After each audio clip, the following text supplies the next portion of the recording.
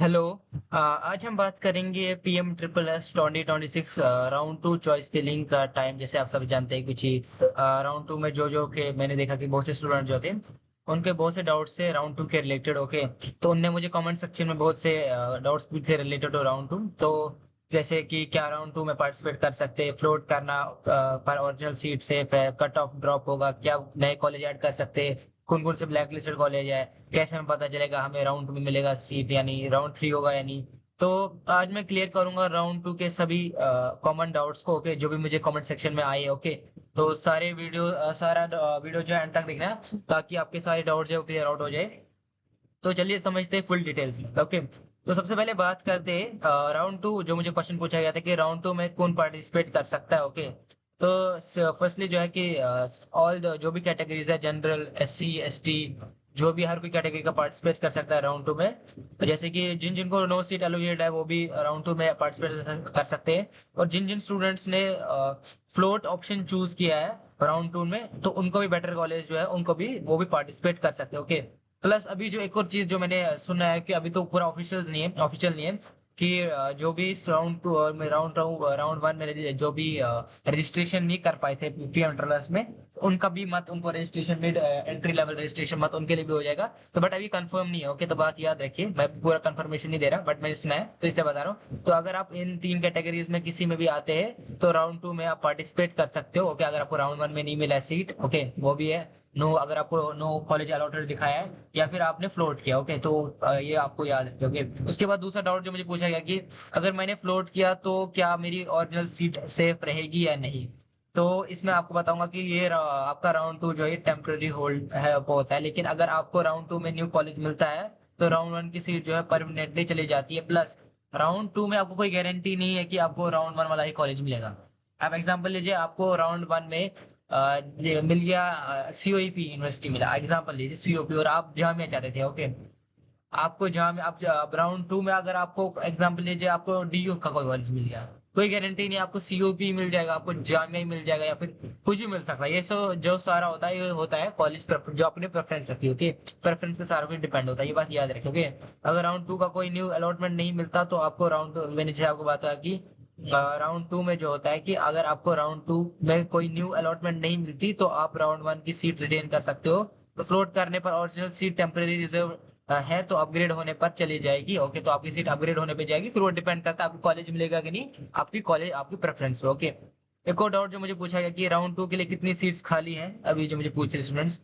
देखिए अभी जो है अभी पूरा पता नहीं है कि जब तक राउंड वन होता नहीं है कंप्लीट तब तक पता नहीं चलेगा कि राउंड टू में कितनी सीट जो है वैकेंट है।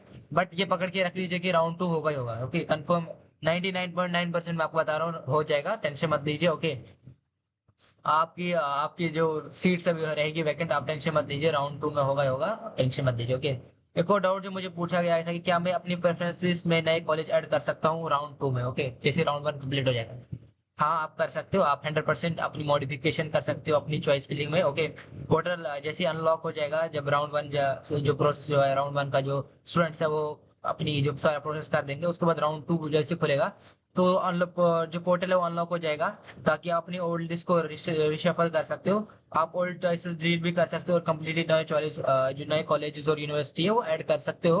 तो वैकेंसी लिस्ट के हिसाब से आप जो है ऐड कर सकते हो, और आप जो है राउंड टू में अपनी चॉइस लिस्ट को फुली मॉडिफाई कर सकते हो, तो आपको कोई टेंशन नहीं है।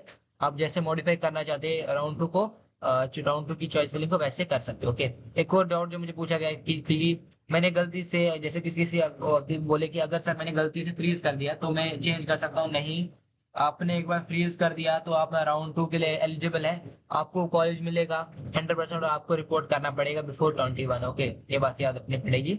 ओके, और एक और क्वेश्चन जो मुझे पूछा गया कि राउंड टू में कट ऑफ ड्रॉप होगा कि नहीं। देखिए देखिए अगर बहुत डिपेंड करता है बहुत सी चीज पे। देखिए मैं आपको बता रहा हूँ, सबसे पहला जो है ना, राउंड लास्ट के 3-4 साल से गिरता ही है। ओके, ये बात नहीं है।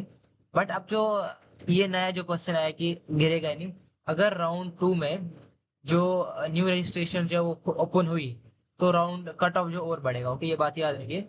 तो वैकेंट सीट्स का जो है मिलना फिर थोड़ा जो भी है थोड़ा और टफ हो जाएगा, ये बात याद रखिए। ओके, एक और डाउट जो पूछा गया कि राउंड टू चॉइस फिलिंग में सबसे बड़ी मिस्टेक क्या स्टूडेंट्स करते हैं। तो सबसे पहले में से सबसे बड़ी मिस्टेक जो मतलब 100% most of the night most of student जो करते हैं कि 10-15 कॉलेज सिर्फ सिलेक्ट करते हैं। ओके, ये गलती मत कीजिए।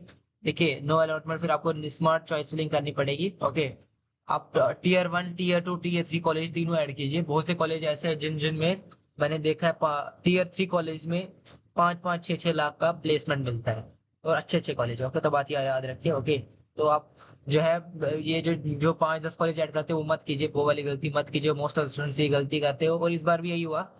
इवन 460 अबो स्टूडेंट थे जिनको 460 अबो मार्क्स थे, उनको पर ये नहीं मिली, सीट नहीं मिली। उनका यही था कि उन्हें 5 कॉलेज से सिलेक्ट किए। ओके। ओके, एक और जो डाउट मुझे पूछा गया था कि राउंड टू के लिए एफडीवीसी जो वेरिफिकेशन जो जो फैसिलिटेशन सेंटर है, उधर हमें वेरिफिकेशन दोबारा करनी पड़ेगी।